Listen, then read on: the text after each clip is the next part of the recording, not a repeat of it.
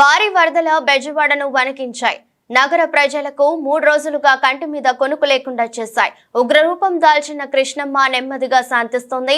నిన్న విజయవాడ ప్రకాశం బ్యారేజీ వద్ద 12 లక్షల క్యూసెక్కుల నీటి ప్రవాహం ఉండగా ప్రస్తుతం 9.5 క్యూసెక్కులుగా నీటి ప్రవాహం కొనసాగుతోంది. ఈ మధ్యాహ్నానికి నది నీటి మట్టం మరింత తగ్గుతుందని ఇరిగేషన్ అధికారులు వెల్లడించారు. చరిత్రలో ఇదే రికార్డు స్థాయి నీటి ప్రవాహమని, అయినా ప్రకాశం బ్యారేజీ తట్టుకుని నిలబడిందని చెప్పారు. మరోవైపు బుడమేరు కాస్త శాంతించింది.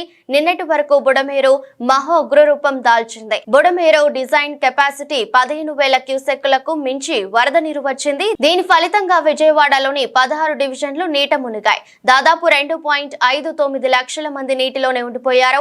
వరద తగ్గుముఖం పట్టడంతో బెజవాడ వాసులు ఊపిరి పీల్చుకుంటున్నారు. మరోవైపు వరద బాధితులకు ఆహారం, తాగునీటి పంపిణీ కార్యక్రమాన్ని ప్రభుత్వం ముమ్మరం చేసింది.